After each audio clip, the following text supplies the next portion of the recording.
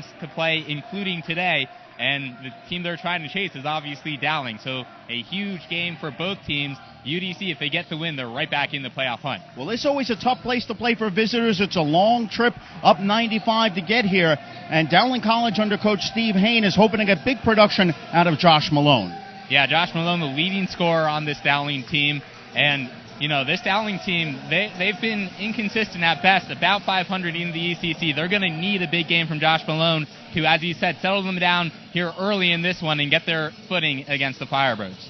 Under big coach Jeff Rulin, the legendary NBAer, the UDC team has had a bit of a disappointing season by most accounts, but this is a team that has already proved it is capable of beating anyone on any given day, especially on this floor. Yeah, definitely. The last 2 home games for UDC, both have been wins, a blowout of NYAT and then a big win in their last home game of LIU Post. So UDC starting to build some momentum here late in the season. It'll be interesting to see if they can take that into today's game against Dowling. And they're hoping for that leadership to continue from Kasim Jones. Yeah, Qasim Jones has had 3 of his last 4 games. He's the point guard on this UDC basketball team. 3 of his last 4 games, he has not had a turnover, and he's had double-digit assists in all those games. Amazing stat lines for Qasim Jones over the last 4 games. Well, the teams are on the floor. We're going to have all the action coming up for you in just a few moments. This is the ECC doubleheader game of the week. Stay with us.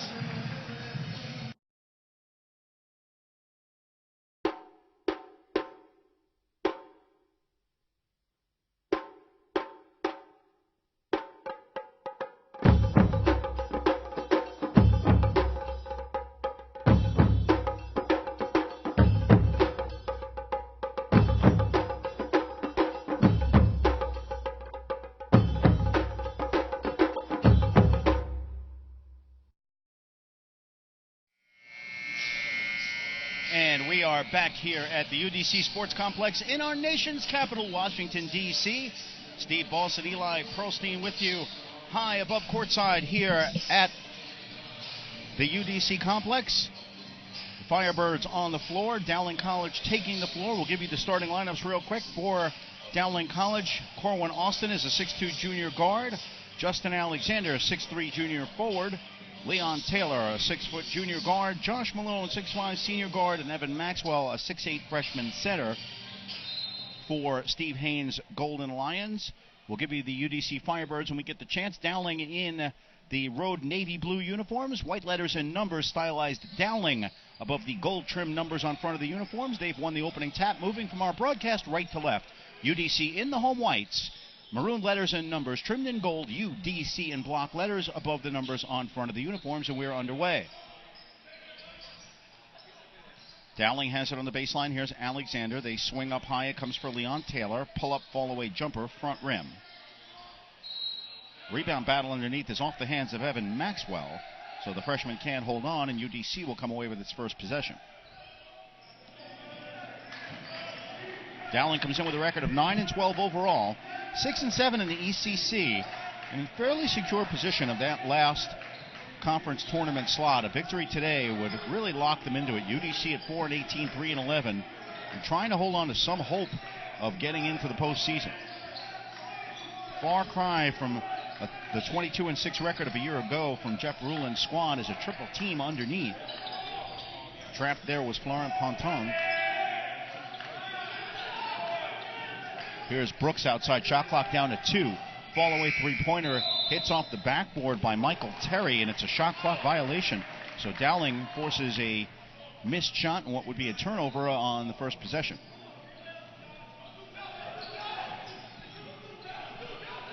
Qasim Jones in the starting lineup for UDC. Florent Ponton's a 6'6 sophomore forward.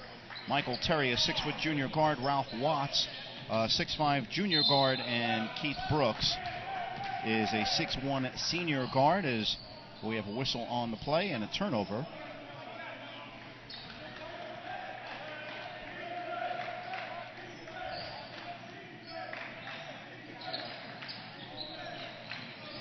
So UDC with the possession. Here's Jones running the point. We spoke of him in the open. Brooks swings up high for Watts. Watts had a tremendous game for the Firebirds in their last win over LIU Post, leading the way with 23 points. Kicked outside for Jones. Shot clock down to 10.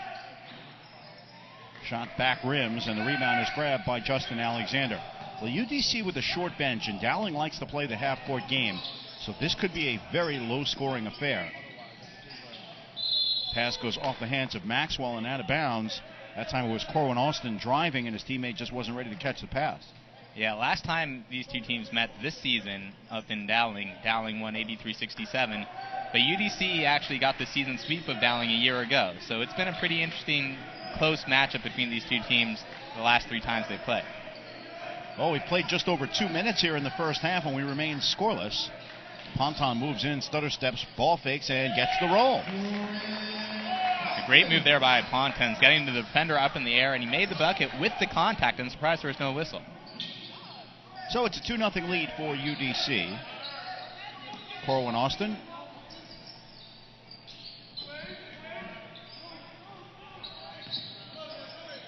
Dowling working the offense. Here's Austin, drives the baseline, ducks under. His shot's rejected, gets his own rebound, ducks under, and travels. Well, that time, Austin was able to get around Ponton's on the baseline. Ponton's not doing a great job of closing off the baseline, but UDC obviously gets bailed out with the traveling call. So the visiting Golden Lions still in search of their first points of the afternoon. UDC with the 2-point lead and the ball. Here's Terry, drives, hands outside for Jones. Kick back for Terry in the corner for an open 3, well short. Rebound tipped through the hands of Pontons and into the hand of Leon Taylor. Taylor cut off nicely by the UDC defense, so they'll set up the half court. Left corner 3 for Malone is well off the mark. High rebound grab by Jones. Jones with a nice stutter step move, kicks to the left side for an open 3. That's too far. And Brooks appears to be holding his face after missing that shot. Cross-court feed for Jones. Jones decides to pull it back out. Finds Maxwell, who backs his way in and gets the basket and the foul. Ponton's got there just a little bit late, tried to take the flop, and gets called for the foul, and Dowling has tied it up with a chance to take the lead. And great job by Maxwell going up strong with the contact. I mean, he got hit hard across the arms, as you'll see here in the replay in a second. Ponton's going over, giving him a bunch of contact, but Maxwell, very strong guy. I mean, he stands 6'8", big presence inside for Dowling. Maxwell, a 74% foul shooter, makes the free throw. He averages just over 6.5 points per game. And Darian Davis in the game for Dowling College. If you're a fan of the ECC, not to be confused with Bridgeport's Darian David. They are both among the league leaders in scoring, but that corner 3 is good. And UDC, their last 2 home games, both wins, probably their best games they've played all season. The big difference for them in those 2 games, their 3-point shooting. They've been shooting 51.8% their last 2 home games from 3. That's something to keep an eye out for. Watts gives UDC a 5-3 lead with that 3-pointer. Yeah, a lot of eyebrows raised around the league as we see the steal made here by Michael Terry. Terry's on the run with a nice bounce pass, and the floater is laid up and in by Quasim Jones. I can tell you that the out-of-town scoreboard raised some eyebrows a couple of weeks ago with that big victory over NYIT. That's one of those ones that you look at and say, did their bus make it to the gym? Because nothing in the records would have indicated that that kind of game was forthcoming, and UDC just flat out ran them out of the gym as Corwin Austin misses the jumper. Almost turned over at midcourt, rescued nicely by Watts. Cross-court corner jumper by Terry is good. A 3-pointer for Michael Terry. And UDC has driven out to a 10-3 lead. Steve Hain calls timeout for Dowling with 15:05 to play in the first half. And the Firebirds have caught fire. It's 10-3. Well, the thing that's obviously not apparent with the record they've come into this game with, a 4-18 record, you'd think a team with a 4-18 record probably doesn't have the greatest talent. UDC has some talent. I mean, they had 4 Division I transfers coming into the season. As you look at the nice layup by Quasim Jones, he's the team's leading scorer on the season. And then the 3-pointer coming up by Michael Terry. Michael Terry has really been sort of the ball of energy, as I like to call him, really the spark plug on this team. He's a great rebounding guard. That's something to keep an eye out for. But this UDC team has talent. They've just been undermanned all season. They've had bad luck with injuries and a couple of players leaving the team for personal reasons. has really hurt them this season. So Dowling inbounds trailing by 7. Just over 5 minutes played. Here's Baker driving, misses the shot, but Maxwell tips it up and in. I think Maxwell was the one who got the follow. Yeah, it looked like his hand was the last to touch it, and Maxwell's going to be tough for the Firebirds to try and defend. Again, they don't have anyone nearly the size of the 6'8" Maxwell. Nice backdoor feed for Ralph Watts, who lays it in. He's got 5. I can't believe Maxwell's only a freshman, 6'8". I mean, he's going to put on some pounds. He's going to be a force to reckon with for the next few years. Yeah, could stand to work on the hands a little bit from the early indications, but you can't teach height, and that is something that Steve Hain is going to give that young man his minutes and expect him to mature into this lineup. And stepping out of bounds on the far side for the turnover is Darian Davis. And another, speaking of all the UDC losses that they've had this year in terms of player personnel, I mean, Tyreek Jones, the reigning ECC Defensive Player of the Year, he was expected to be back and be a big presence on this Firebirds team. He left early on in the season for personal reasons. That was a big loss for this Firebirds squad. Because as he said, you can't teach height. Dor Yifra in for Dowling, so Steve Hain going to his bench early here. Corner jumper is rejected by Ronald Baker. That was Michael Terry squaring up to fire. So 22 on the shot clock. UDC inbounding under the basket, leading by 7. Catches and fires is Jones, and that one rims out. So the Firebirds living and dying by the 3 right now. Baker trying to answer. It's good with a long 2. He was wide open. Ronald Baker can hit the 3. The senior comes off the Golden Lions bench to make it a 5-point game. Jones dribbling into traffic, kicks to Terry, right corner 3 is good. Michael Terry with a 3-pointer. That's 3 already for UDC, and they have an 8-point lead. Yeah, I mean, they've been living and dying by the 3 the last few games. In the last few games, it has been successful. That's how they were able to score 100 points just a few games ago against NYIT. Any coach will tell you, even a team with a poor record that shoots threes is the scariest type of opponent. There's a beautiful finger roll layup by Austin Coes. That 3-point shooting team, if they get hot from the perimeter, they can win just about any game. And the basket counts and the foul. So Terry doing it from the outside, that time driving to the hoop, hits the deck, gets the bucket and the foul. He's got 8 points and a chance for more. Honestly, Terry has been the player that I have been most impressed with on this UDC team all year long. He just consistently brings hustle. Even, with the 4-18 record, it would be understandable for some of these players to have already packed it in, but he keeps giving 100% effort, and he's not afraid to throw his quality around.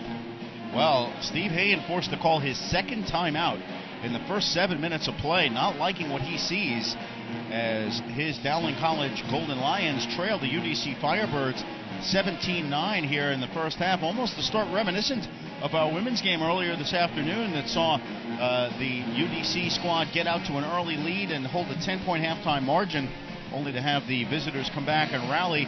I'm sure that Jeff Ruland, as he instructs his squad in front of the UDC bench, we see him seated with his back to us, hopes for a different result in this contest. You're right, Steve, but I feel there's one big difference, which is that this men's team, because they've won their last 2 home games, I think they're playing with a lot more confidence than the women's team is right now. The women's team had lost 3 in a row before today's game, and they had struggled in second halves of games. This UDC men's team, I think, is really coming around right now, which bodes well, obviously, going forward into next season. And with all due respect to Lester Butler, they don't have to face Jeff Ruland at practice the next day. That might be a little extra motivation for a team that could be struggling, as we have some fun at the veteran coach's expense. Again, the NBA standout working the sideline here for the University of District of Columbia. The free throw attempt by Terry is good. He's a 66% shooter from the line, converts his first, so he's got 9 of his team's 18 points here. We've only played 7 minutes in the first half. Dowling with the ball, trailing 18-9. Here's Alexander. Works baseline for Malone. Alexander up high for Taylor. Swung into the paint for Yifra. Back outside for Baker. Baker jab step, shot clock at Right side, Baker starts to dribble, cut off nicely by D'Angelo Johnson. Yifra in the paint is cut off nicely and stolen by Terry. Strong defensive set there by UBC, and Terry leans in and draws the foul on his way to the hoop. So Terry doing it at both ends of the floor and showing that energy that Eli Pearlstein spoke of earlier. Yeah, again, UDC, just like the women's team, really wants to get out in transition and use their athleticism. I don't think their athleticism is as much of an advantage as the women have against some of the other teams in the ECC, but the men like to get out and run as well and then pop the tray. Terry makes the first, so he's in double figures already after 7 minutes and 33 seconds. And Terry's one of the 4 Division I transfers I mentioned. He came from Boston University. Second free throw attempt is up and good. So Michael Terry has 11. UDC with a convincing 20-9 lead early on. Here's Malone looking for help, finds Baker. Baker pump fakes. Into the block for Maxwell, who's checked back in and misses the floater. Jones tries to split a couple of defenders and turns it over. Here's Darian Davis running the floor. Davis with a feed kick to the corner from Malone for an open three. Good. Nice ball movement there by Dowling College, and Josh Malone converts a three-pointer. It's the first of the game for Dowling. Yeah, very nice recognition. They had numbers. It was 4-2 at one point, and they were able to find the open shooter on the left wing. Nice backdoor feed for the open layup is no good. D'Angelo Johnson looked like he had a gimme there and rolled it off the rim. Deep three-pointer is good. Darian Davis with a three-pointer, and just like that, Dowling is back within 5.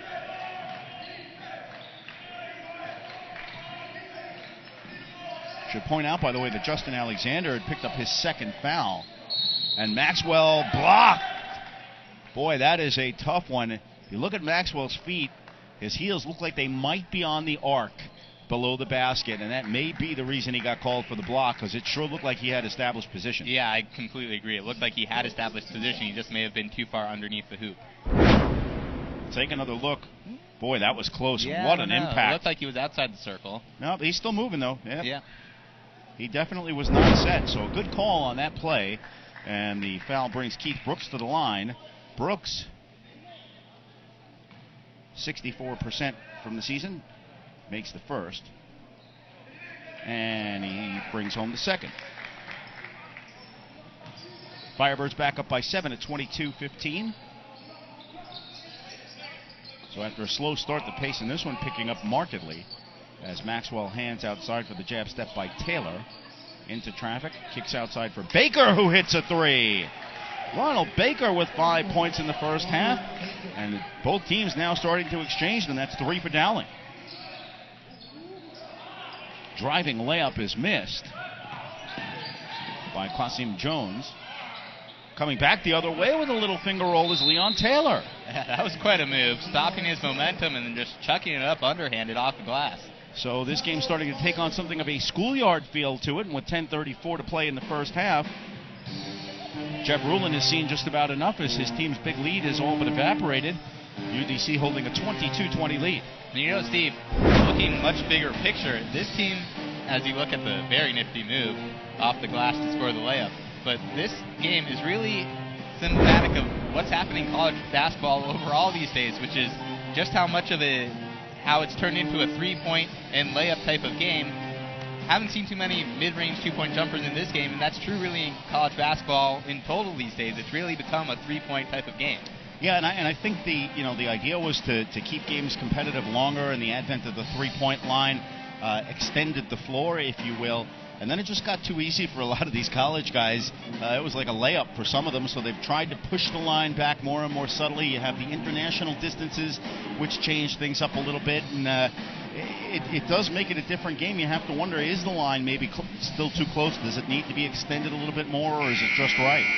Yeah, because just as you were saying earlier, I mean, a team that can shoot the three well, even if they don't have the greatest record, is one of the more dangerous types of teams you can play. Well, certainly they are never to be counted out of a game.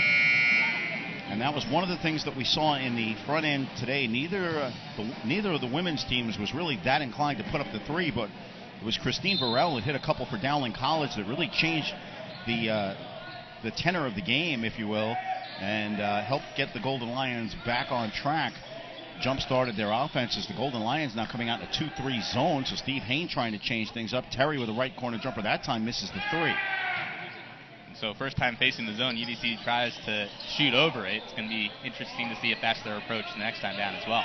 Yeah, Malone almost got away with a walk there. Here's Baker from the left side, rings it off the front rim.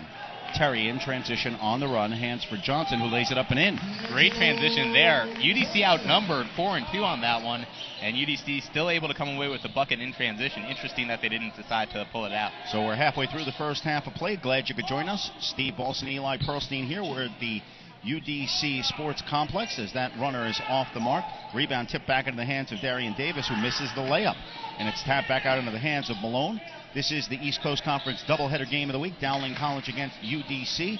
We're in our nation's capital, Washington, D.C. First time the ECC is broadcast from here. We want to thank our friends from the PAC Network as that layup is put up and in by Darian Davis.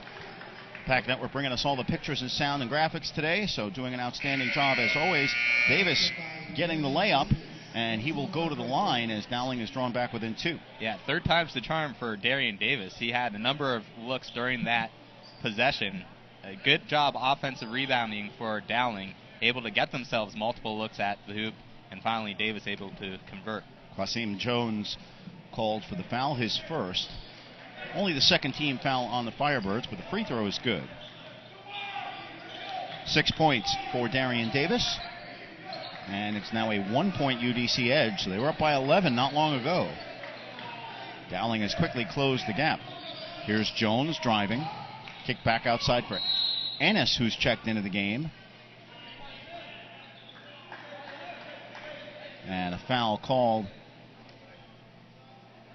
as Ennis goes to the deck. Brandon Ennis, a 6'4 senior out of Ontario, Canada. And Brandon Ennis, in the Firebirds' last game, the win against LIU Post, only had 1 point, but it was the most crucial of points coming late in the game to ice it for the Firebirds. He'll go to the line here where he's a 52% shooter, trying to extend his team's 1-point edge.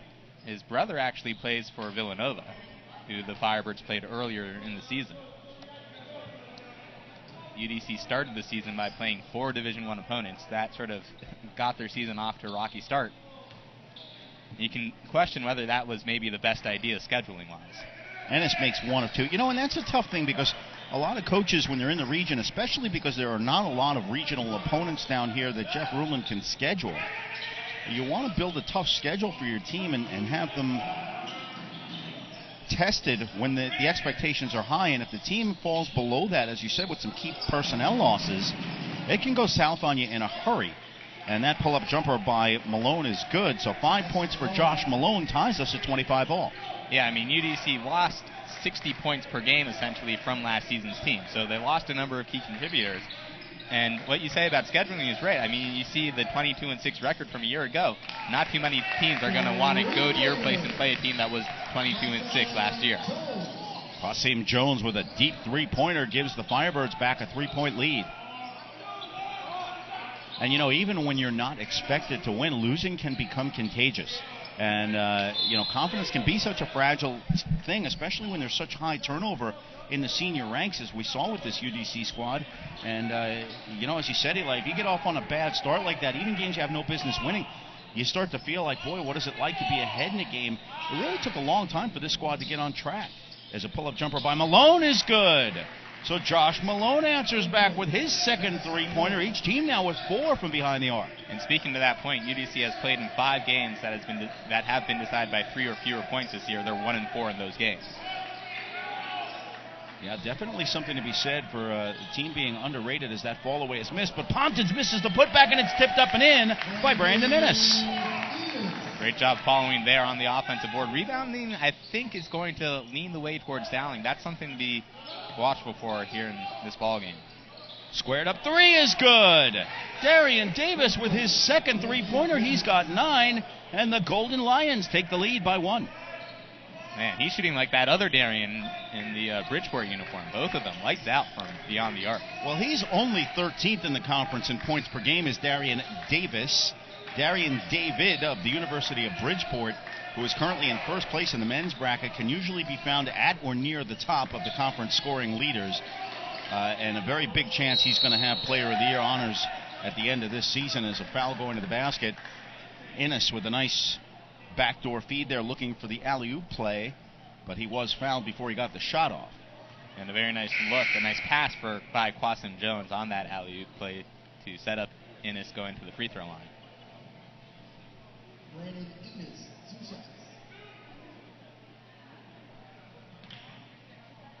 Didn't get a number on that foul. It is the 5th on Dowling. Again, for those of you joining us late, we are situated up in the perch here across courtside at the UDC Sports Complex. Great vantage point, but we are on the opposite side from the scores table, so we don't always get the benefit of seeing the official signals up close. Ennis makes both. He's got 5 points and will come out for a rest. So the senior with a productive few minutes on the floor as the Firebirds retake the lead at 32-31. We approach the 7-minute mark. Malone comes off the high screen by Yefra. His shot's rejected by Ralph Watts, but the foul on the play. Watts questioning that call as he has a slightly incredulous look. Well, I think Watts got him with the body. It looks like up top he got all ball, but I think midsection he got him with the body. Yeah, that was a nice pick set by Dor Yiffer that created that opening. Probably wasn't called because definitely a blind side there. Well set legal pick as the first free throw attempt is off the mark by Malone. He is only a 33% foul shooter, 17 of 52 on the season. That is hard to imagine for a guy who's 31% from behind the arc. And case in point, so no reverse jinx rule in effect there as it goes to the floor and tied up for a jump ball, and on the alternating possession it will go back to UDC. So the Firebirds dodge a bullet there. And we're inside the 7-minute mark, and UDC leading by 1. You got to think that's just a mental thing, too, when people go to the line and have that time to think about that shot. You know, three-pointer, you're jacking it up, split-second decision. Yeah, and you know, if you're a big guy, you know, the old Shaq thing is to travel on pontons before he goes to the basket. You're not used to playing that far away from the basket. Maybe the mechanics elude you a little bit, but if you're capable of hitting 31% from behind the arc, and you're only hitting 33% from the free throw line, there is just something wrong there. That's a little hard to reconcile. And he's not that big. He's a 6'5" player, isn't thought of as the type of player Shaq is. No. And I mean, from the standpoint of he's a guy who will play away from the basket as well, so it's not a distance thing. Just clearly a mental block of some sort, or some kind of technique flaw that can be fixed as the corner jumper by Davis is off the mark. Here's Watts on the run now. Numbers back for Dowling. Nice feed down low. Ponton's reverse layup is good. Yeah, nice job by Ponton. It looked like he lost the handle right by the baseline, but then was able to recover and hit the layup. So UDC has rebounded to capture a 3-point edge. Coming up on 6 to play here in half number 1. Dowling now slowing things down, working the perimeter offense. Outside it's Taylor. Malone pulls up for 3. That one's off. Running the floor, here's D'Angelo Johnson. Johnson steps in and puts a floater up and in. Boy, not a great looking shot by D'Angelo Johnson, but the finish was there, and the Firebirds are up 5. D'Angelo Johnson, the player who played at Virginia State before transferring to UDC, actually played against UDC in a game 2 years ago and really caught the eye of Coach Jeff Ruland, really impressed him with his hustle. Well, he'll catch the eye again with that block on Darian Davis. Running the floor here is Jones. Jones hands up for Pontons, who throws it down. Pontons had to reach back for that ball, caught it on the fly, split the D, and put it down, and UDC has scored 8 straight points to regain the lead at 38-31. Timeout on the floor as Steve Hain of Dowling College has been forced to use 3 timeouts now in the first 14 minutes and 20 seconds. His team down 7. And Steve, as we take a look at this replay, the 2-hand slam by Pontons, he's a guy who will go in for the highlight-type dunk. Throughout this season, he's been known to make plays like that. But he's a player, sort of like you mentioned about Danica Brett, those sophomore year players who really develop late in the season of their sophomore year. I think that could be said about Florent Pontons as well. He's come on strong of late. Yeah, it's a little difficult, I think, sometimes when you're dealing with an international student, not sure what they've seen. But for players that have come through the system here, is something that I think has always been fascinating, is seeing a player go from being a senior in high school, where they're the biggest kid on the floor or the oldest kid on the floor, to being a freshman in college, where now you're the kid, and everyone is physically more mature, mentally as well in most cases. And where does that maturation hit? No matter how talented the player hits, it will hit at different times, and a lot of times you'll see it come in that sophomore year, usually right after the holiday break. The light will go on, and all of a sudden they become a different player, and they're not a kid anymore. Now they're a varsity athlete, and it is really a fun thing to see. Not for those high-end athletes as much, I think, as for the ones who blossom, as we were mentioning Brent earlier. Dowling inbounds now, trying to stop the bleeding, and that won't help, as going to the deck on the steal is Jones. So a little lazy ball handling there by Dowling, exploited by UDC. Jones with a beautiful feed. The layup is good. D'Angelo Johnson on a terrific feed. He's got 6. Yeah, Jones displaying the skills that made him a junior college All-American a year ago. Well, that play only works if your partner can catch it, and Johnson did. And that corner 3 rattles home. So Ronald Baker has his second three-pointer of the game. He's got 8. 6 from behind the arc now for Dowling, 4 for UDC. Yeah, again, the three-pointer, the best type of answer to kill some momentum. Wow, Jeff Rulin got credit for that timeout, and it sure didn't look like there was possession established there, but when we could hear Jeff Rulin's booming voice from across the court and up on top of the bleachers here, obviously the referees heard it as well, and he was able to get the timeout and preserve the possession. Yeah, so you take another look. Beautiful no-look pass, and D'Angelo Johnson with the soft hands, able to catch between 2 defenders and then go in for the reverse layup. You know, it's the kind of thing you'll hear commentators talk about in football, but if you watch that play again, even when the ball hit his hands the first time, he never took his eyes off the ball. Terrific concentration, great second effort there to stay with it and still make a very athletic play and finish the basket. That's the kind of thing you cannot teach. And D'Angelo Johnson has 6 points, averages just over 11 a contest, and you can see why.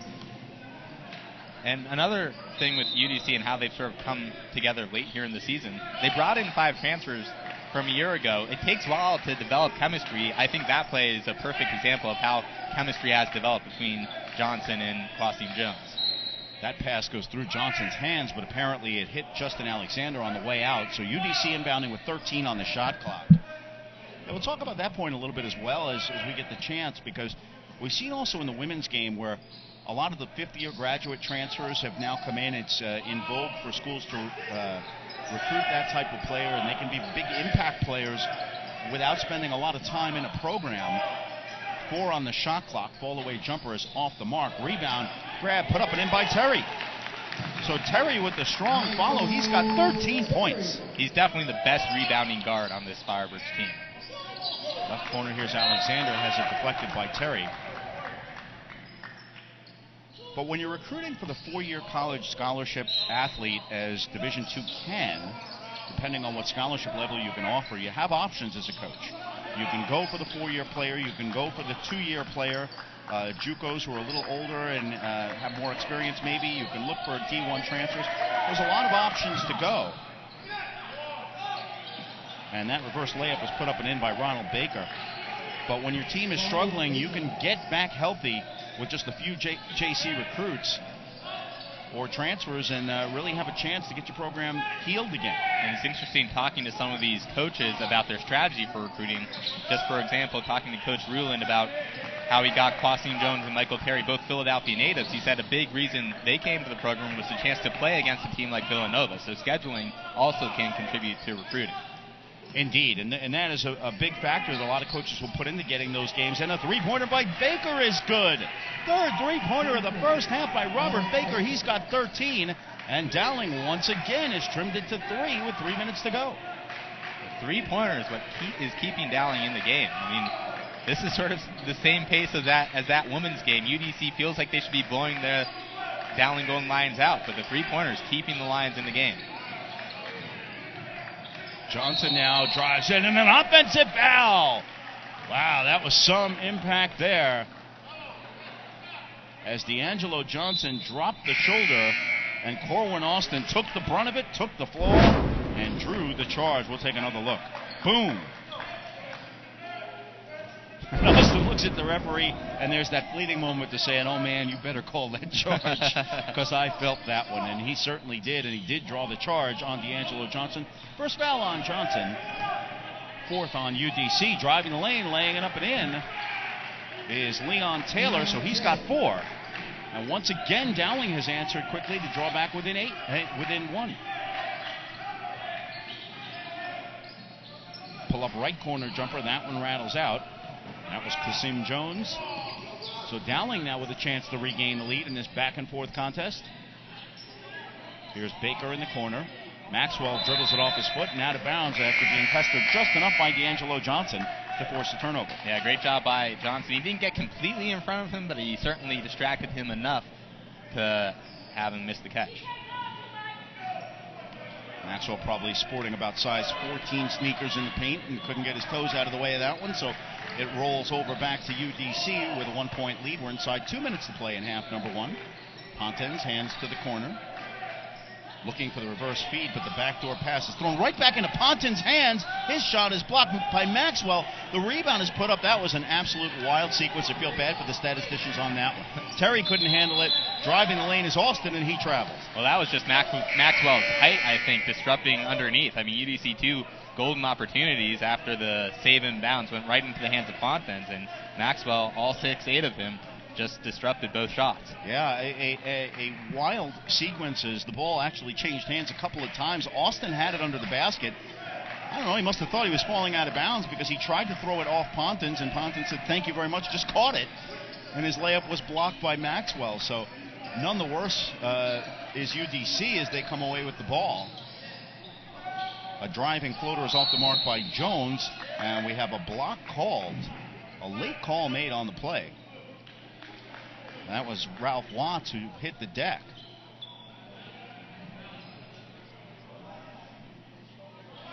So it looks like Leon Taylor has picked up his second.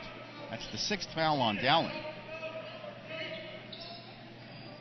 And Steve Hain was not able to get the sub in quickly enough, so we'll see if UDC can exploit that with a 1-point lead, 1:05 to play here in the first half. Here's Jones now, and he's got Taylor guarding him. Fall away jumper, front rims off. Battle on the board is won by Ralph Watts, who puts it up and in. Watts has 7 points. Firebirds up by 3.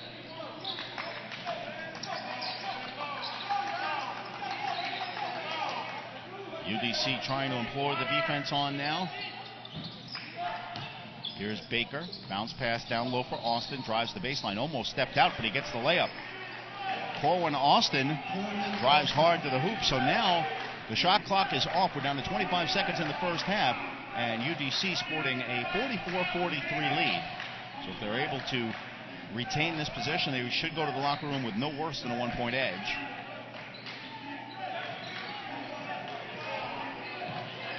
Dribble work on the far side by Jones. Jones pulls up with 5 seconds to go. Sorry, a 3-pointer. And that was Ralph Watts. And as the shot clock expires, an air ball is put up. So Ralph Watts hits the 5th 3-pointer of the first half. And that gives the UDC Firebirds a 4-point lead in a tug-of-war first half, back and forth. The Firebirds holding a 47-43 lead over the Dowling College Golden Lions in a very entertaining first half in our ECC doubleheader game of the week. Our nightcap, again, if you joined us late in our women's game earlier, it was Dowling College coming from behind to beat UDC by a score of 63-56. And in just a moment, we're going to send it downstairs for our halftime interviews. We're going to start things off with the head coach of UDC, and we'll send it down to my partner, Eli Pearlstein. Take it away, Eli. Now here with Firebirds head coach Jeff Ruland. And Coach Ruland, up by 4 here at the break. What's your assessment of the first half of play? We're doing a good job offensively when we move the basketball. When we try to dribble it, that's when we incur some problems. But defensively, we've been a little late on closing out to some shooters, and we've got to do a better job in the second half. This team has won the last 2 games here at home. Do you sense them finding confidence over the last couple of games? Oh, they've really never stopped working. You know, we lost the big guys early, and it's been an uphill battle because we've been getting out rebounded every game. And the last couple we've competed on the glass, and that's a big factor. So, definitely winning, gives you a little bit more confidence. But they've been working the whole time, so I really can't be down about that. All right, Coach, thanks so much for your time. Good luck in the second half. Thank you. Steve, back to you. And thanks very much, Eli, as we take a look at D'Angelo Johnson with that neat little floater slicing through the lane. Entertaining first half of basketball here with both teams taking turns exchanging a lead only to see their opponents come back. It is Hall of Fame Day here at the University of District of Columbia, and we see honorees at center court during today's halftime presentations.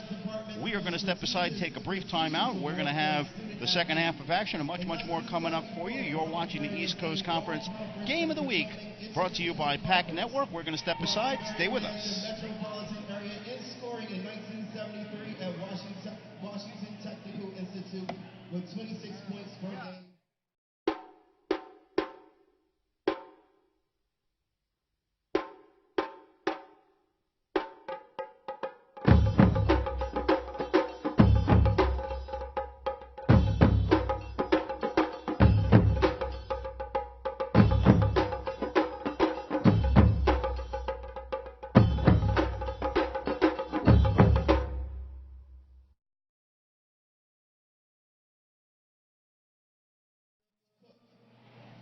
District of Columbia Teachers College, 1966 to 1974.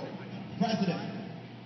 Dr. Paul Phillips Cook was the president of District of Columbia Teachers College from 1966 to 1974. He was instrumental in elevating and sustaining the DCTC athletic programs during his tenure. Cook joined the faculty at DCTC in 1944 when he served as an English professor. He then went on to become the dean of the college from 1962 to 1964. Hall of Famers Leonard Tony Upson, Dr. Philip Fox, Dr. Michael Glasgow, Harry Brockenberry, and Hiram Dutch Huselater all were influenced by Cook and helped DCTC and ultimately the University of the District of Columbia create a name for itself in Washington, D.C. sports circles. Dr. Cook was an outstanding teacher, administrator, consultant, and lecturer, not only locally and within the United States, but also internationally. A graduate of the district's racially segregated public schools, Dr. Cook was an enduring voice in Washington for civil rights and racial equality. The Dr. Paul Cook Lecture Series was established in 1979 at the University of the District of Columbia, and the Dr. Paul Phillips Cook Scholarship Fund was created in 1983. Dr. Cook was born on June 29, 1917, and passed away on July 4, 2010. Let's have a round of applause for Dr. Paul Phillips Cook.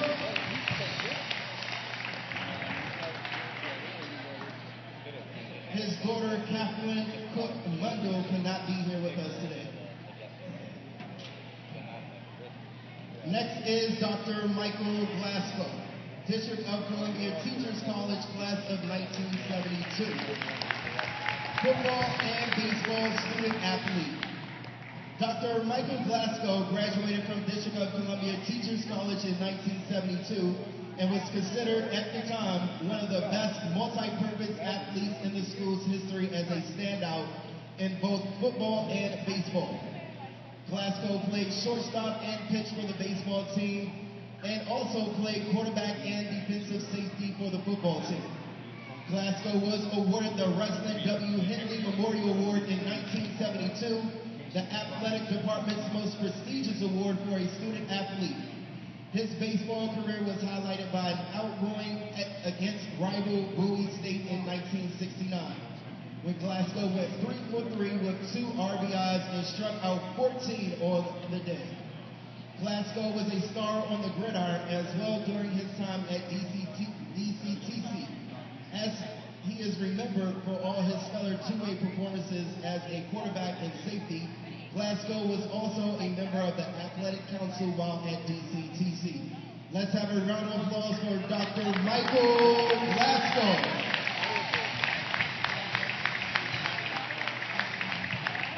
Next is Stanley L. Mullins, University of the District of Columbia from 1982 to 1992, track and field coach. Upon his arrival in 1982, Stanley Mullins immediately turned the University of the District of Columbia track and field program into a powerhouse in Division II. He developed 17 men's and women's track and field All-Americans and 32 All-ECAC I don't know why it wasn't in the first half, but it's up now. Mullins experienced incredible success everywhere he coached, whether in high school, club, or collegiate track and field. In 2001, he was inducted into the DC Coaches Association Hall of Fame. Mullins coached at Cardoza High School for 3 years and then 10 years at H.D. Woodson High School. In 10 years at H.D. Woodson from 1972 to 1982, his teams won 8 city and divisional championships in track and field and 6 cross-country city titles. Mullins worked at the University of the District of Columbia from 1982 to 1992. In 1992, he accepted a position at Howard University as sprint and jump coach under Olympic coach Bill Moultrie. In 1994, Stan retired from the collegiate coaching ranks to concentrate on coaching and developing elite-level athletes. Stan retired from teaching at H.D. Woodson in 1999 and accepted a teaching and coaching position at Potomac Senior High School in Prince George's County, Maryland. And retired from teaching at Potomac in 2009, he was named the Potomac Valley Association Track Coach of the Year in 2010 while at Potomac Senior High School. Let's give a round of applause for Stanley Mullins.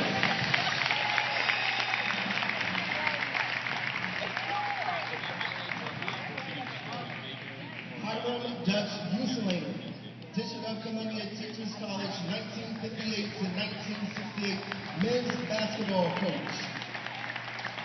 Here on behalf of Dutch Uselaner is his son, Brian Uselaner. Hiram Dutch Uselaner ranks as one of the most successful coaches in university history and is considered a legend in the District of Columbia Teachers College athletic era.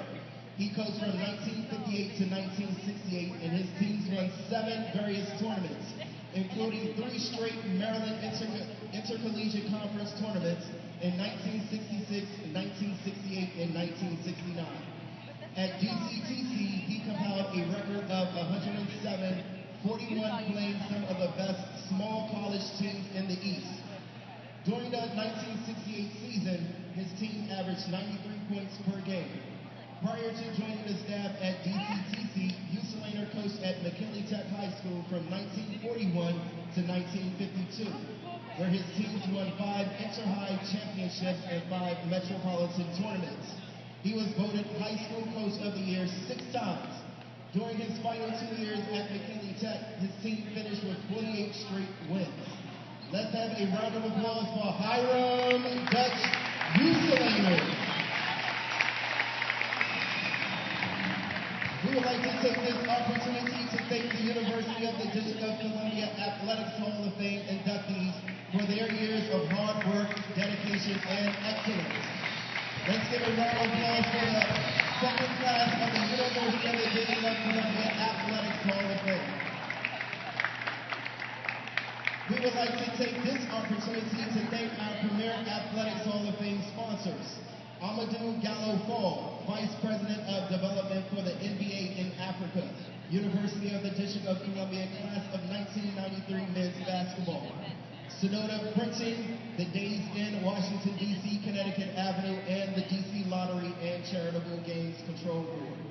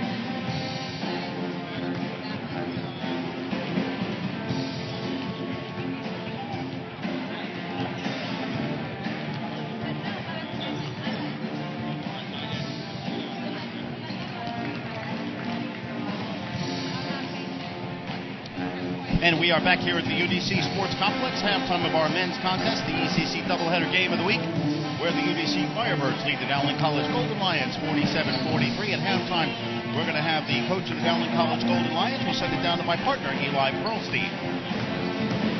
Eli Pearlstein out here with Dowling head coach Steve Hain. And Steve, down by 4 here at the break. What was your message to your team at the break? Well, actually, collectively, as a group and program, we have to do a better job defensively. A team that scores this amount of points and shoots 50% and a half is not the type of half that we need to have to give ourselves a chance to be successful. That's a really big part of who we are. Ronald Baker seemed to be the best offensive force in the first half, finishing with 13 points in the break. What do you like of his game through this first 20 minutes? One thing about Ronald, he's very consistent in everything that he does. So, I'm not surprised. He's a very capable player. So, his consistency he brings in terms of how he plays the game is always there. So, I expect him to just to be who he is, through every opportunity he's on the floor. So I'm happy he's able to make some shots. But, as a group, we need to collectively resemble kind of what Ronald is doing for us this year. He's a consistent worker and an efficient player. And finally, 11 turnovers in the first half. I'm sure that's something you want to get corrected. Yeah, just, you don't give yourself a chance in those possessions when you turn over 11 times. And you combine that with, giving them easy passes. It all connects, missing opportunities offensively turns into transition back. Those are hard things to guard. 2-on-1s, easy things up the floor. So you got to be good on both ends, and hopefully we can put 20 minutes together. Coach, thanks for your time. Good luck in the second half. Steve, back to you. And thanks very much, Eli Pearlstein, with Steve Hain, head coach of the Dowling College Golden Lions, in a hot shooting first half, which saw both teams at 50% or better, as Steve Hain alluded to, and all that led to a 47-43 UDC lead. We're going to break down the first half stats and have all the rest of today's action coming up for you. But first, we're going to take a brief timeout. You're watching the ECC doubleheader game of the week on PAC Network.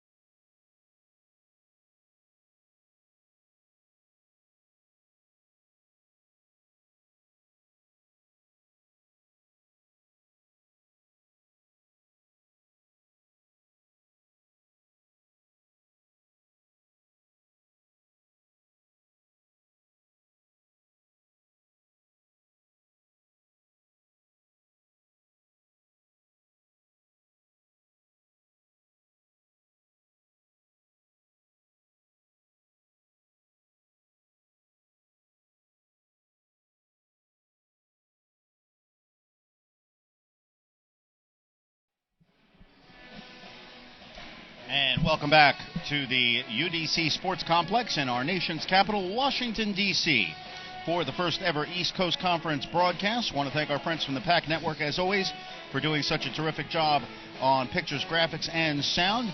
Steve Balson here, high above courtside, with my partner Eli Pearlstein. And Eli, a pretty entertaining first half, and so much for the prognosticators' prediction of a low-scoring game, as UDC holds a 47-43 lead. Yeah, and actually, based on this pace, I'd say it actually favors UDC, the team that likes to get out and run, as we see some of the highlights from the first half of play.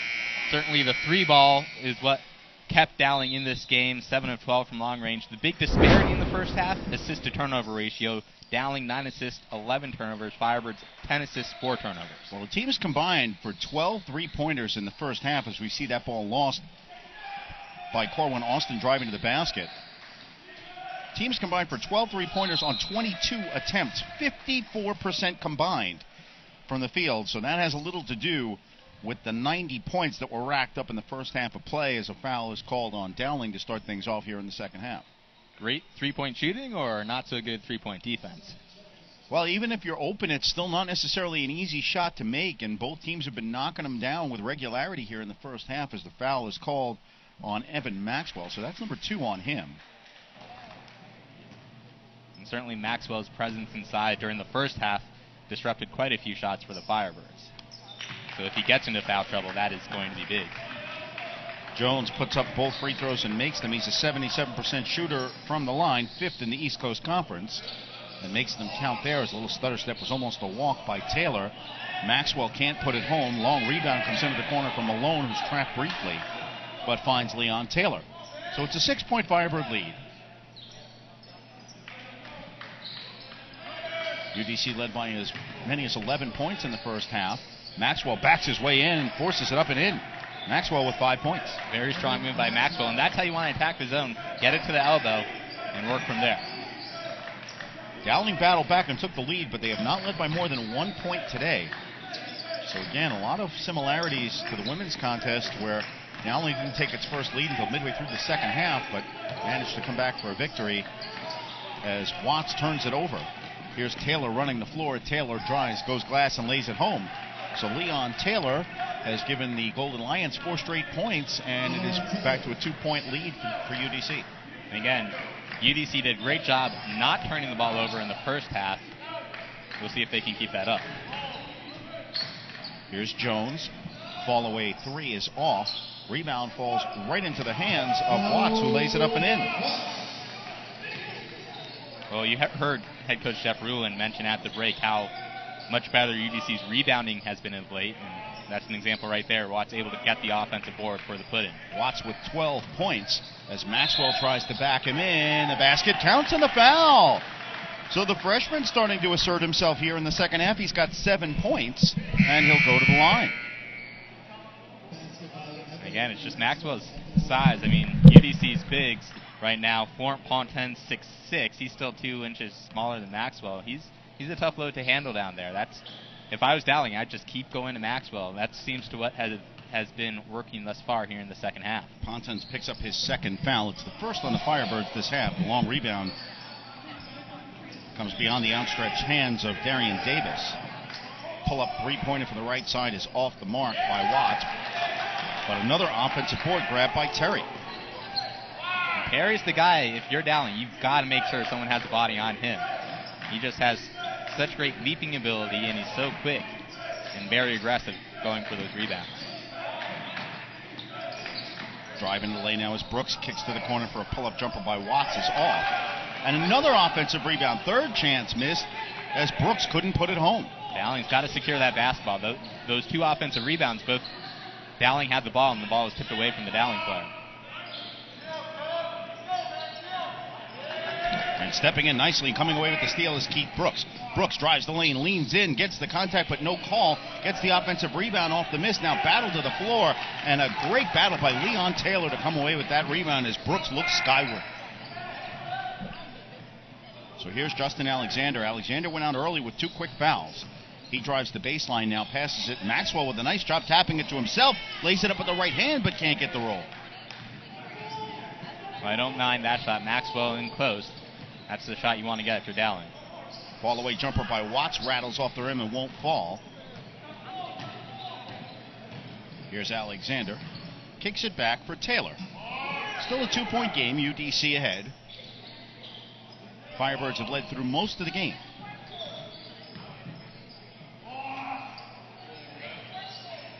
Decidedly slower start here to the second half than we finished the first half with.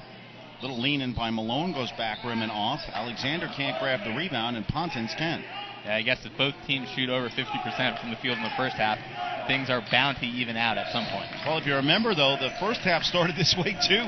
So if you take those first couple of minutes out, the numbers would be even more gaudy than they ended up being, as that one is deflected out of bounds and will be retained by UDC with 21 on the shot clock.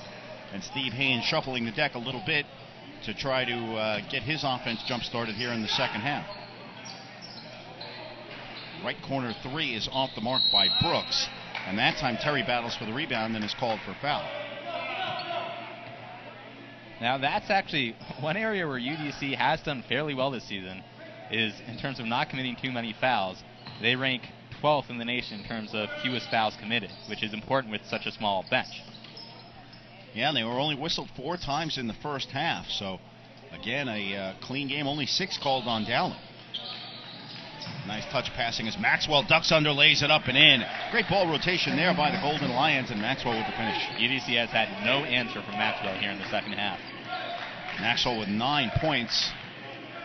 6 of them after the break, and an easy steal by Malone on a lazy pass. And Malone misses the layup that would have given Dowling the lead. And Jeff Ruland emphatically calls timeout and barks at his team to sit down with 15:30 to play in the second half, and UDC dodging a bullet there as the score is tied at 51. Yeah, they don't get any easier than that. And both teams, it seems like, have come out sluggish as you see the missed layup. Uncontested, no excuse for that. And you see the reaction on Malone's face. I'm not sure who's more frustrated at that point. Is it Steve Hainers and Jeff Ruland? There could be a contest there, and both would have pretty good cases. Well, it seems like both these teams have come out sluggish. Neither team has really come out and shown that they wanted it here in the second half, which is inexcusable for how big of a contest this is. Again, UDC's playoff hopes hanging in the balance in this one, and Dowling, the final team in if the season were to end right now. So this is a huge game for them as well. Yeah, it's the kind of game for Dowling that you expect, or you need to win any game with the team below you in the standings. And Dowling got a big lift on Wednesday night when St. Thomas Aquinas, its closest competitor, fell to Mercy College at home, no less. The reason that was so big for Dowling was that St. Thomas Aquinas had the tiebreaker with them. So now getting to open that little bit of extra room, it has given the Golden Lions a chance to breathe, so to speak. But they're not in the clear yet in terms of making the postseason. Well, speaking of Mercy, I haven't seen them. They haven't come here to D.C. yet, but it seems like they've really sort of picked it up here late in the second half of the season. I know the Firebirds lost to them on the road, and they've picked up a couple big wins of recent. Well, Adam Parmenter has a very scrappy bunch there. We had them on our ECC telecast a week and a half ago from the University of Bridgeport, and a backdoor cut on an alley-oop. The pass is too far by Qasim Jones looking for Florent Pontens, but it was really just the University of Bridgeport is just at the top of its game right now. Mike Rowan has that team firing on all 8 cylinders, and in a league where it is as up in the air as many people can ever remember between NYIT, LIU, Post, Malloy, and the University of Bridgeport. Right now it's Bridgeport playing the best basketball as UDC in transition runs the floor, and Jones hits the layup to give the Firebirds back a 2-point lead. Yeah, certainly of the teams I've seen here in D.C., and now I've seen every team except for Mercy, Bridgeport to me certainly seemed like a cut above the rest. They just ran the Firebirds out of the gym when they were here. Yeah, early in the season it looked like it was going to be Post, and then for a short time Malloy was getting whispers as Charles Marquardt's crew had come up with some big wins, and they have struggled of late. And now it is Bridgeport that has established control, but again, nothing that you would call commanding. And really, this would be the kind of year that you wouldn't be surprised to see someone come out of that 5 or 6 slot. Even you go down as far as Queens College in the number 5 slot. Kirk Pepanakis has a well-coached, well-schooled team, and they are capable of beating anyone on any given night. They were without their leading scorer, Patrick Parker, for a period of time, but he is expected to be back, and that will give that team a big boost. Well, certainly it sets up quite a finish to the conference regular season here over the next couple of weeks. Of course, if you're wondering and you check the standings on ECCsports.org, where you can find the latest on all of your favorite ECC teams, as this turnover here leads to a driving layup by Darian Davis. Davis has 11 points, and Dowling regains the lead at 54-53. You can find all those scores and standings and also videos on many of our games at www.eccsports.org. If you look at the standings, there are 10 teams in the league, but Roberts Wesleyan as a provisional member. Roberts games count in the standings, but they are not eligible for the conference tournament in any sport yet, as a pull-up jumper from the left side from D'Angelo Johnson is good. So that changes the mix a little bit because Roberts cannot qualify, and of the 9 teams that can, Dowling is holding that 6th slot. Here's Josh Malone in the corner. UDC has regained the lead by 1. Dowling has held a 1-point lead on a couple of occasions, but no more. Drive into the corner is Baker. Baker looking for help. Cross court for Malone for 3. It's good. Josh Malone with his third three-pointer of the game, and now Dowling has a 2-point lead at 57-55, 13 and a half to go. UDC still has yet to find an answer in terms of defending the three. Firebirds have also turned it over much more here in the second half. That's why Dowling has been able to get out in front. 8 three-pointers for the Golden Lions. That's their first of the second half. UDC put up 5. All of those were in the first half. So now Dowling trying to turn up the defensive pressure. Shot clock already down to 5. Here's Brooks looking for somewhere to go with it. His shot's off the mark, but a whistle on the play. Bit of a break there for UDC as they weren't doing much on that offensive set. But the foul will send Brooks to the line. Keith Brooks, a guy who has been at UDC all 4 years. He's a senior, and he has really seen some lean years for this UDC program and some great years. And he's been through it all. A great job sticking it out all 4 years. You know, that goes back to the conversation we were having earlier as we see substitutions coming in. The DC has cut it to 1. About building your program, and you look at a player like Brooks, who makes both free throws there, who's weathered the storms and been with the program for 4 years. Is it different? How different is it from getting either 2-year JUCO transfers or even the 1-year grad transfers? Nice backdoor cut from Malone, who misses another layup. Well, I think for a player like Brooks, it's got to be a thrill for him his last 2 years being able to play in conference play. Because remember, UDC came in, was an independent his first couple of years here. So being able to be in a conference, I think these games mean so much more to him because of it. Maxwell comes up with a big block on the defensive end, a missed three-pointer there, but Dowling grabs the offensive board. Now pull up from the right side is Malone again. It's off. So now teams cooling off from the perimeter as we're tied at 57. 12 and a half to play here in half number 2. All alone left underneath. Rejected. Watts' shot was rejected, but he put it back up and in. And great job staying with it. Normally you get surprised by a block like that. First reaction is to be disgruntled, but Watts stayed with it and was able to get the 2. Malone closed nicely to block the shot, but Watts finished up. He's got 14.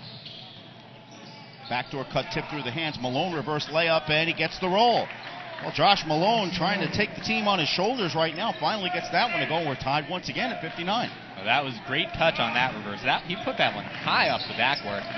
Nice soft touch on it. Beautiful pass for Watts, who lays it up and in. Jones with a drive and feed, and Watts has 16. UDC by 2. Ball rescued at half court. Davis drives in. His roller is short. Battle underneath. Davis grabs his own rebound, gets the bucket and the foul. Well, Davis put the first one up short.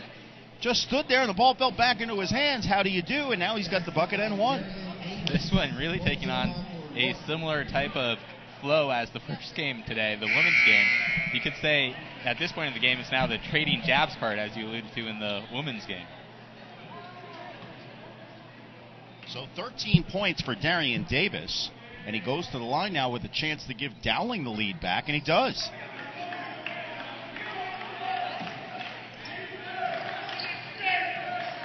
So now we'll see if the Firebirds can answer. They were up 4 at the half. They trail by 1. Maxwell goes for the block, doesn't get it, but he changed Jones' direction just enough to make him miss the shot.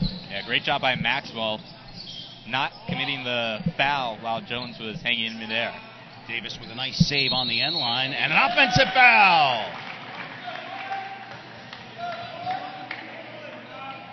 That was Terry who stepped in and drew the charge. Michael Terry, as the offensive foul is picked up by Ronald Baker. It's his first. So another opportunity for UDC to reclaim the lead that they've held for much of the day. Pull-up 3 by Jones is short. Not sure that was the possession Jeff Rulin wanted. Not much of an offensive set, and Jones missed the pull-up. Maxwell ducks under, goes glass, and gets the roll. Evan Maxwell has 12 points, and Dowling is up 3. Too easy for Maxwell down low. At least get in front of him. He went right around, I believe that was Watts. You have to wonder if the pace of the first half might be starting to wear on the Firebirds, who look a little bit sluggish right now. And coming off the pick, the foul is called. Offensive foul on D'Angelo Johnson on a moving screen. Johnson pleading his case to Jeff Rulin, who looks like nods and says, yes, you did move. And that is number 3 on Johnson. Well, certainly with such a limited bench, you'd think fatigue would be a case with this team, but they've had such a limited bench for so long this season that really at this point in the season, they should be accustomed to playing with the number of players they have. Well, it goes back to what we were discussing earlier about travel and UDC having to do so much of it as a pull-up from the left side is short. Those things do start to have a cumulative effect on the season, and even though UDC has been playing well of late, it's not to say that the legs can't get heavy every now and then. Right now, there's a definite lull in their game as driving to the hoop is Leon Taylor with an easy layup right around the defenders, 8 points. And Jeff Rulin has to judiciously use his timeouts, and will use one right here. With 9:46 to play in the second half, Dowling has opened up a 5-point lead at 66-61, and now each team with 3 timeouts remaining. Well, to speak to your point, I think the last 2 3-pointers for the Firebirds, we did see some tired legs, both threes missing short. That's usually a good sign of some legs being tired. Yeah, and a lot of times I think if you're a fan of the sport, you can really see it on defense. If you watch the defenders' feet, if they're on the balls of the feet, if there's active feet, there's a lot of life and a lot of energy in the game. When those heels start hitting the floor, and you're seeing that shuffle instead of that sprint, that's a sign that it could be mental focus or it could just be physical fatigue. And right now, as you said, Eli, with a short bench, there's not a lot of room for error for the Firebirds, and you see a little bit of it here today as Steve Hayne has just got to a little bit more of a deck to deal with, if you will, to try to find some combinations that are working. Yeah, definitely. And, if I'm Steve Hayne, I wouldn't think about using any of my timeouts till late in the game if need be. Yeah, that time you saw Kasim Jones go for the steal, and on the reach around it was read beautifully as the driving layup gave Dowling a 5-point lead, but no help on the defense. If you're going to go for that steal, you have to know enough that you can't do that unless you're in a half-court set and your defense is back behind you, because if you miss, you get what you had right there, which is a clear lane to the hoop and an easy 2 points. And to speak to your point about the tired legs, we saw that with the Maxwell layup when he went easily around Ralph Watts down low. I think that's certainly a function of that. Well, we'll see if Jeff Rulin's timeout has managed to re-energize his Firebirds. He now has 2 timeouts remaining with 9:46 to go. And again, it's hard when your bench is short. Jeff Rulin knows what he's doing on that UDC bench, but you have to save some of those timeouts at times, not just for tactical purposes, but for fatigue purposes as well, as Johnson pulls up on the left side, misses a 3. Terry with the offensive rebound, can't get the putback. Firebirds attacking the boards and finally fouled. It was just gang rebounding on the glass for the team in white. And that would suggest that timeout did help a little bit. D'Angelo Johnson, though he's a big 6'4" forward, he's not afraid to shoot the 3, and he's a fairly decent 3-point shooter for a big man, shooting 27% on the season. 10 3-pointers and 37 attempts as the free throw attempt by Terry is up and good. Terry's 4 out of 4 from the stripe. He's got 14 points. Back to a 4-point game. Terry to try to cut it to 3, and he does.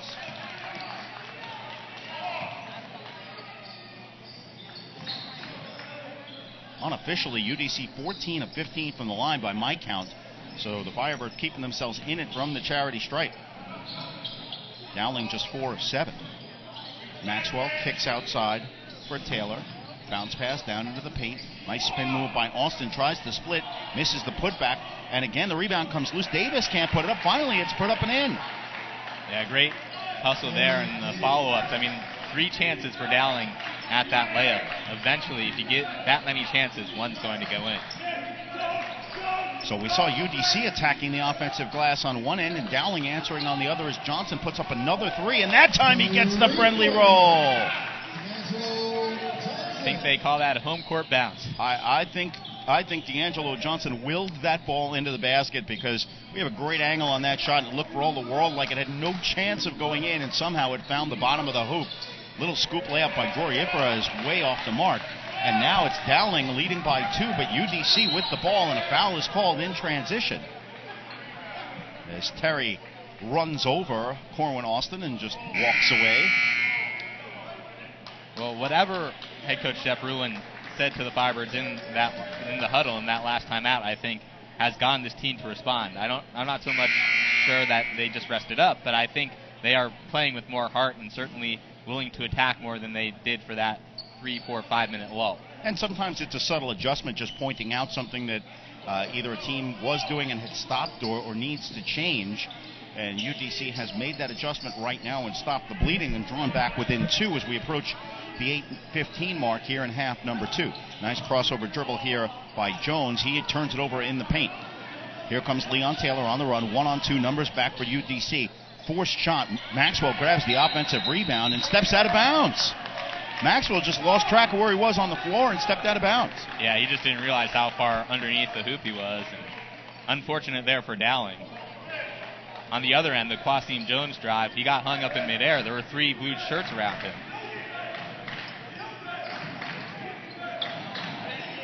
Here's Terry now on the left side. Tries to come off the Johnson screen. Again on the pick and roll. Johnson left side 3 again is off. That rebound is tapped out nicely by Corwin Austin. Not a lot of boxing out going on, but Austin managed to pick that one off. Nice connecting pass down low, and that shot's rejected. I believe that was Ennis who got a piece of that one. Now right corner shot is off the mark. Battle comes down loose, grabbed by Corwin Austin. Back and forth we go. Dowling with numbers 3-on-2 and decide to pull it out. And now going down on the left side as the shot is put up by Taylor. That's off. It was Corwin Austin going down. And now a terrible pass is picked up by Darian Davis. Somebody hit the pause button. Davis hands outside, and Dowling tries to do just that as Leon Taylor sets up the offense. UDC, I think, rushing too much right now. They needed to slow it down the last trip down the court. And then Watts was open, but bad pass. Maxwell spins in the lane and puts it up with the left hand. Nice footwork by the freshman. Dowling now with a 4-point lead. 14 points for Maxwell.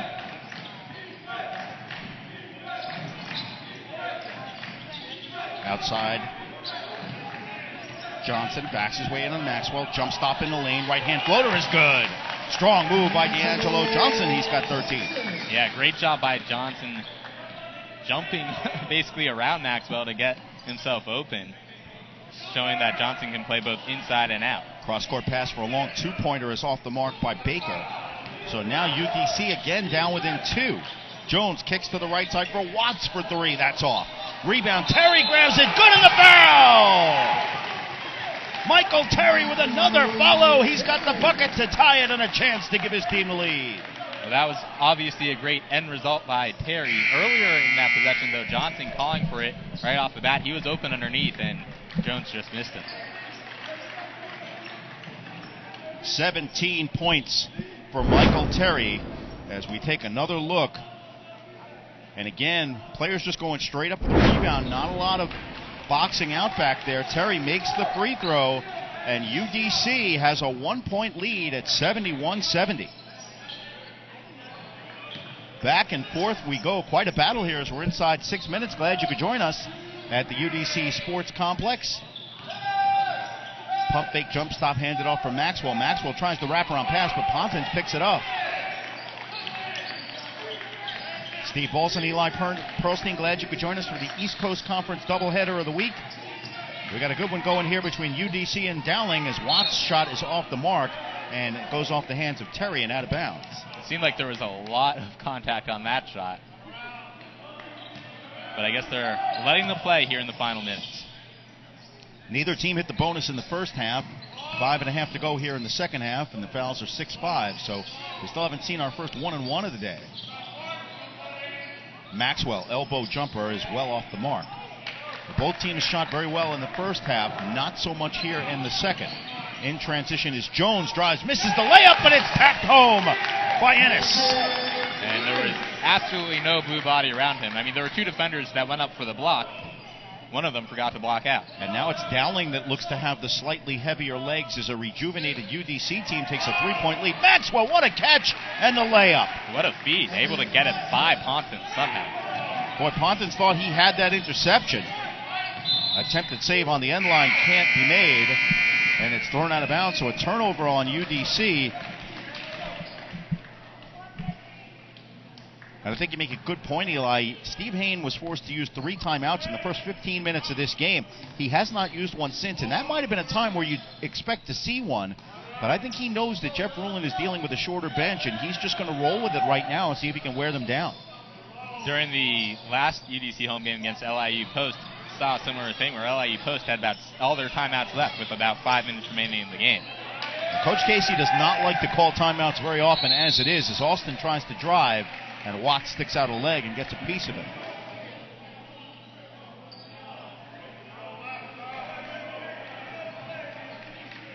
So Watts picks up his second foul.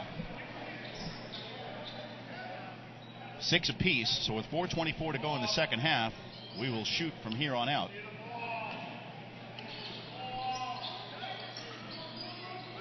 Taylor catches the inbound. UDC leads by 1. Handed off outside. Baker around the screen. Baker drives into the lane. Stolen away by Terry. What a play by Terry. Down court feed for Ennis.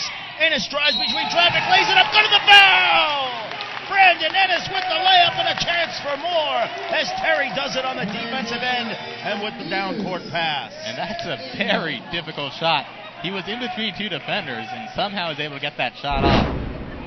Let's take another look. Great hands there by Terry, but look at the recognition as a heave pass. The free throw attempt by Ennis is up and good. A 3-point play gives UDC a 4-point lead with 4 minutes to go.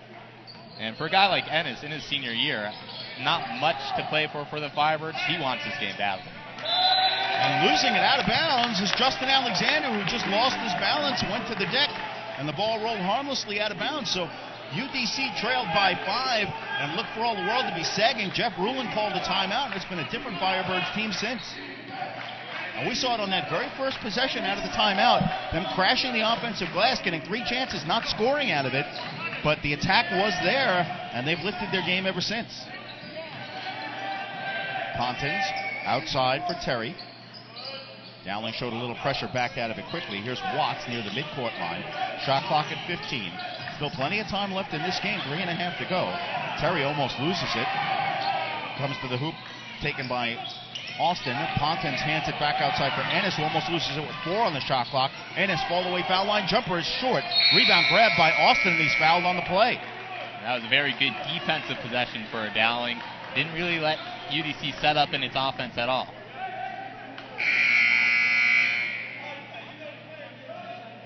Jeff Rulin instructing his team in front of the UDC bench, because not only did they not get a good chance off on the offense, but they also picked up a foul that will allow a free trip down the floor as Michael Terry is called for his second.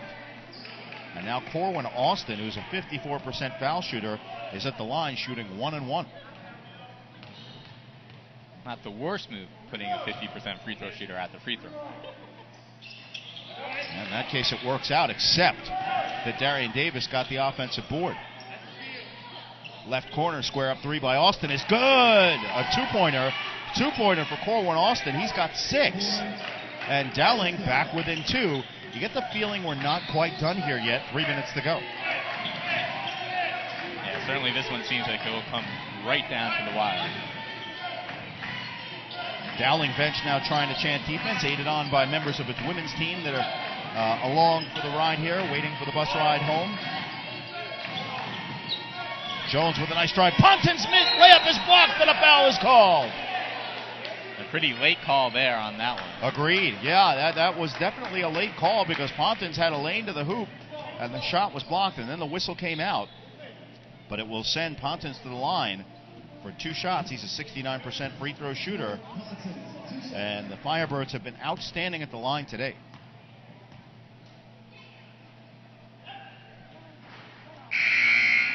Well, 16 of 17 unofficially before that miss. Certainly, in this type of close game, free throws are going to be of the utmost importance here over the last 2.5 minutes. Right now, it has been the difference in a 2-point game, as Dowling has only been 4 of 8. Pontins makes the second. So it's a 3-point Firebird lead at 77-74. 2:34 to go. Here's Davis, crossover dribble, hands outside, left side for Austin. Maxwell at the foul line. Back up high for Taylor. Picks up the dribble. Rotation for Austin. Austin splits into the lane. Maxwell takes the feed in between 2 players, pushes it up, and he's fouled on the play. And that one is a little bit as mysterious as the one called on the other end.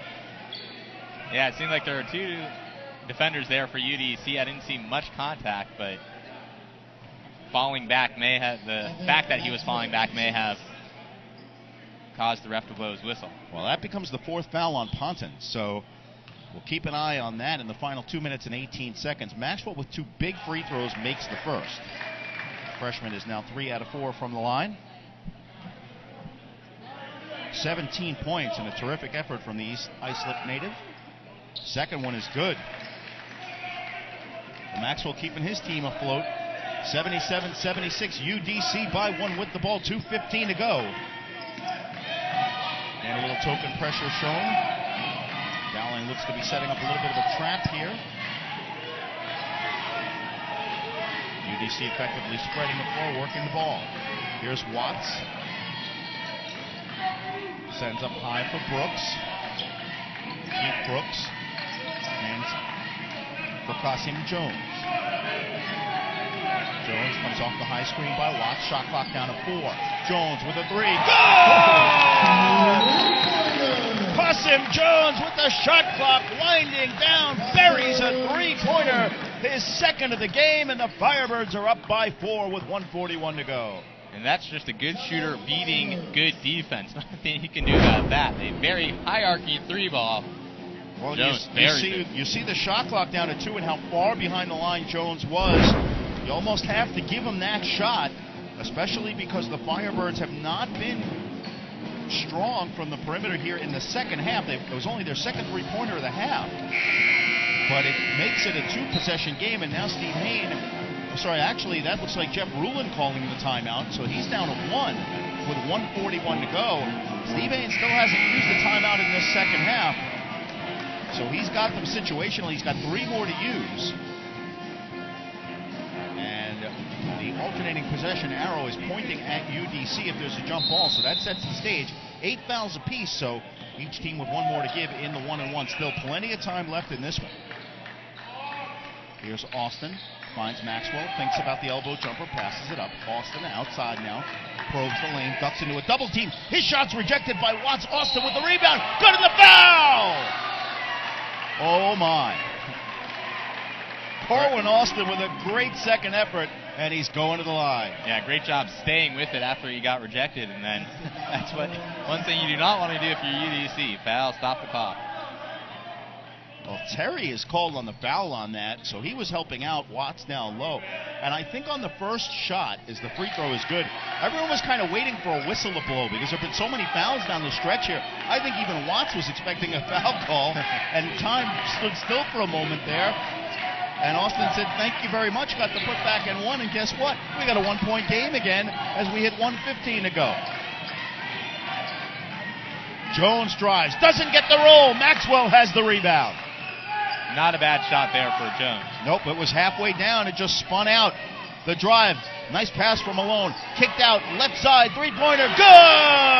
That was terrific ball movement for Dowling. The pass to Malone, and Malone, great recognition down low. Darian Davis, his third three-pointer of the game. He's got 19. We're inside a minute. Dowling leads by 2. Here's the drive. Jones, fall-away finger roll is short.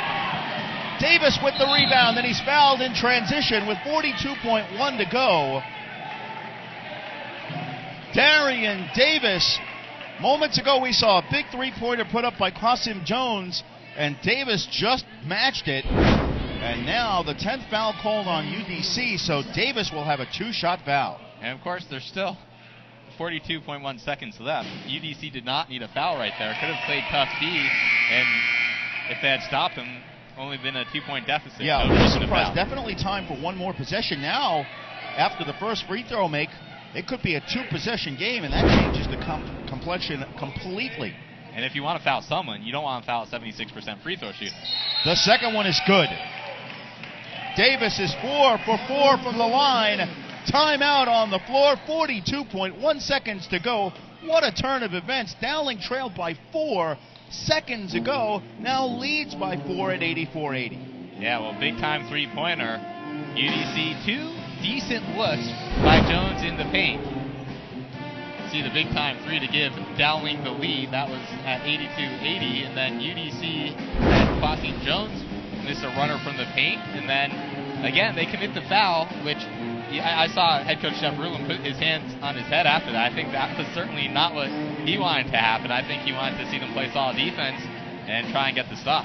Well, Darian Davis with 21 points has stepped up his game in the second half, and it is one of the things about a team like Dowling where there's no one real go-to guy that you can look to shut down. They can get production from a lot of different places, and Evan Maxwell has been one of the big ones today. The freshman averaging under 7 points per game, but unofficially he's got 18 points on the day, and he's been a presence in the paint.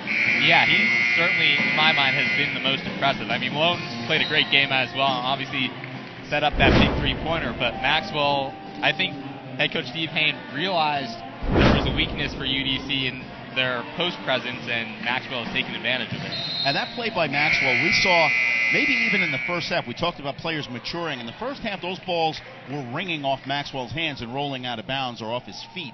That one, he had the sticky fingers on it, grabbed it, and was able to lay it up, and Pontins is still trying to figure out how he didn't come up with that ball. Meanwhile, 42.1 seconds to go now. UDC will inbound with a fresh shot clock. Time now is not the fan of UDC, but they can go for a two here. Jones tries to float in, and a block is called. The Dowling bench is up in arms, as I believe that's Austin on the deck. It is Corwin Austin, who tried to draw the charge and is called for a block. Let's take a look. Wow. He was in position. Boy. It looks like his feet were Let's see. Yeah, outside. He's well above He's the arc. outside. Wow. And the way the ref stepped up, I thought he was going to call that the offensive foul, and it looked like he almost changed his mind in midstream. Well, again, obviously we have the advantage of looking at it a couple of more times. Absolutely. A block charge, definitely a difficult call. First free throw attempt by Jones is up and good. Well, now it's UDC benefiting from the stopped shot clock. 34.1 seconds to go.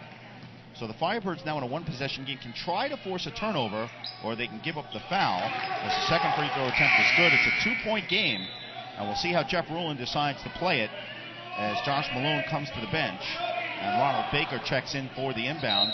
Full court pressure being shown. They'll try to deny the inbound. Dowling still has 2 timeouts remaining.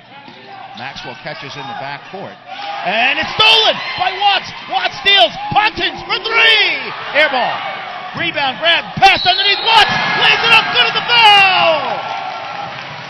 Ralph Watts with the layup on the miss, and he'll go to the line with a chance to give the Firebirds the lead. How about that sequence? I mean, I'm not sure you want Pontins taking a three. He's only taken 11 3-pointers. As you see the Firebirds going to come away with the steal here, it's Ralph Watts who gets his hands on the ball, makes the interception. Pontins, I think, freaked out a little bit, didn't know what to do with his hands on the ball, but then Watts able to finish and draw contact. And the foul called on Maxwell. The free throw is good. Maxwell is called for his 4th. 24.8 seconds to go, 1-point game. Did we mention that this thing is not over yet? Steve Hayne usually likes to let his offense go here, and he's going to do that here. Behind the back, dribble into a quadruple team, almost a walk by Davis, and a foul was called. Nope, a jump ball. It's a jump ball, and it's UDC ball. Well, I think Davis got the benefit of not being called for the travel there anyway. I'm not sure what exactly he had in mind, but he dribbled into a forest of white shirts and had nowhere to go. And now with 10.8 seconds to go, we're still far from done here, as now Steve Hayne calls a timeout, and he's having a chat with one of the officials to try to find out what that call was. And now 10.8 seconds to go. It's UDC that'll inbound in the backcourt. I'm sure Dowling will foul, and at the very least probably still have a chance to tie this game with one more shot. I know you were saying that Steve Hayne likes to run his offense. As we see a look at this replay, it looks like Brooks did get his hand on the ball. I think the jump ball was the right call, but I'm a little bit surprised that Hayne didn't decide to call a timeout and try and set up a play for Maxwell. I mean, go to what's been working for you all afternoon long, and especially here in the second half. Evan Maxwell's been the go-to guy for Dowling on offense. I'm surprised they didn't try and set something up for him down low. Yeah, that is one of those age-old questions in coaching parlance. Do you let your team run the play and give them the opportunity to freewheel? Do you try to set something up for them and give your opponents a chance to defend it as well? And Steve Hayne has been in situations like this in the past and has elected to let his team run the offense.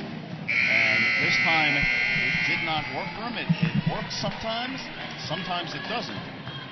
And now, Dowling trailing by 1. What a terrific second half this has been.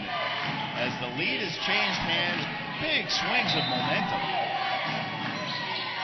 On the inbound, here's Brooks trying to get it in, finally does, and a tackle as Terry is fouled by Taylor, and Jeff Ruland is looking for an intentional. Boy, he's awful close to getting one there, too.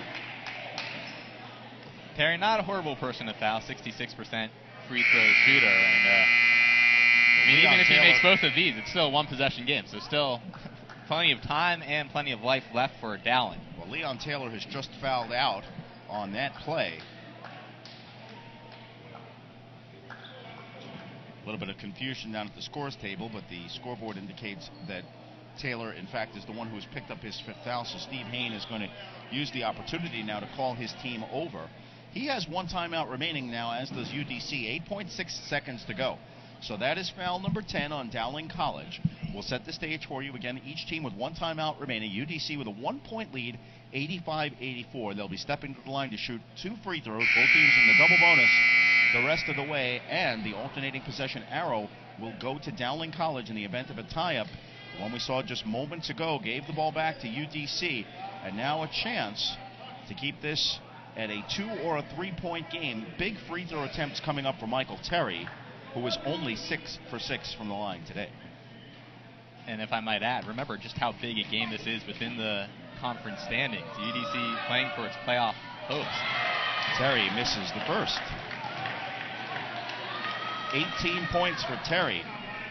And if he doesn't hit this, Dowling will have a chance to win it with a 2-pointer. Second one, good. Dowling now crosses the midcourt line with 6. Pull-up shot is blocked. Another crazy shot by Davis. It's loose, and that's the ball game. Darian Davis with 2 bad possessions in the last 2 trips runs himself into traffic, and UDC holds on for an exciting 86-84 victory in a back-and-forth game. As the District of Columbia, we see Jeff Ruland and Steve Hayne in front of the coaches' benches shaking hands. And this was an outstanding ball game from both teams' perspective. I'm sure coaches on both sides are going to find a lot that they'll want to correct. But the Firebirds, who've had a tough time this season, get another victory on their home floor. They improve now to 5-18 overall, 4-11 in the East Coast Conference, so they keep their slim playoff hopes alive. Dowling falls to 9-13 and 6-8 on the season. And as soon as we get the opportunity, we're going to have our player of the game drop by along with head coach Jeff Ruland, as everybody here at the UDC Sports Complex tries to catch their breath because this was some kind of finish. And we'll take one more look at that last sequence. And there in traffic, it was Pontins coming up with the block. Pontins stepped up as Davis was falling away. Still had plenty of time. Didn't look for any passes. But then his shot was blocked by Pontins that sealed the deal for the Firebirds. We're going to send it down to Eli Pearlstein with the player of the game. It's Ralph Watts. Eli Pearlstein now down here with Ralph Watts for the Firebirds. And Ralph, what a crazy finish to this one. But you've now won 3 in a row at home. Talk about this team's confidence right now after your 3rd straight home win. I think after those string of losses start the season and in the middle of the season, guys just relaxed a little bit, let the game come to them, and we're just knocking shots down. Basically it. You guys still keep your playoff hopes alive, 2.5 games back with 3 games left to go. Are you guys thinking like you still have a chance to make the postseason? I mean, we're playing like it. We're just going all out. Even for the seniors, we're just going all out, not holding anything back, leaving it all on the floor. Well, also looking ahead to next year, so many of you are in your junior year. have another year of eligibility, do you see some great things could be in the future for next year as well? Yeah, these guys are only going to get better. It's a rough year, but I think guys are improving every day, so we'll be all right. All right, well, great win, and good luck in your next game. Thank you. Ralph Watts, the player of the game, along with Eli Pearlstein, and we got a great look there at Watts, who made the steal on the decisive basket and then went to the hoop and scored it. We'll send it back down to Eli with Coach Jeff Rulin. Eli Pearlstein out here again with Firebirds head coach Jeff Rulin. And Coach Rulin, what a finish to this one. Down by 4, you guys were able to get the steal, battle back. Talk about how this team kept its composure down the stretch. Well, the game's not over. It's 40 minutes. They did a great job. We got a great trap, and shouldn't have come down to that, but obviously a great win, and we'll take it. Seemed like midway through the second half, this team hit a bit of a lull. You called that timeout, and right after that timeout, I think there was 3 offensive rebounds in a row. What did you say during that timeout to really rejuvenate the guys? I told them just that. It looked like we were sleepwalking. We had played really hard in the first half. Sure, we made some mistakes, but we were playing hard, and then 4 or 5 guys just looked like all the air went out of them. So I just gave them a little pep talk, and they responded. Well, you guys barely keep your playoff hopes alive. Now go on the road for 2 tough games. What's your mindset going into this 2-game road trip? One at a time, and get ready for the next one. Enjoy this a little bit, but start preparing for the next one. All right, good luck this week, Coach. All right, thank you. Back to you, Steve. And thank you so much, Eli. A pleasure working with you today and all the crew here at the UDC Sports Center, and an exciting end to an excellent day of basketball. In the early game today, it was Dowling's women coming away with a 63-56 victory over the UDC women's squad, but coming back from a 12-point deficit. In this one, we saw, once again, Ralph Watts with the big steal and then taking the feed from Lauren Pontons, getting the layup, and that ended up being the decisive basket. 5 scorers in double figures for UDC. Terry and Watts with 19 apiece, Qasim Jones with 14, D'Angelo Johnson with 13, and Brandon Ennis with 10. Darian Davis had 21 points for Dowling College, but I'm sure Steve Hayne is going to look at those last 2 possessions when he reviews this game and want a little bit better performance. Evan Maxwell had 20 and 13 apiece for Ronald Baker and Josh Malone for Dowling College. As we wrap things up on an exciting day, that's going to do it again. We want to thank all our friends at PAC Network for doing such an outstanding job on all the pictures and all the sound as we take some final looks at today's festivities. That terrific pass by that pass to Ennis, and we're going to set things up. And for my partner Eli Pearlstein, we want to thank you all for joining us. This is Steve Bolson saying so long from Washington, D.C.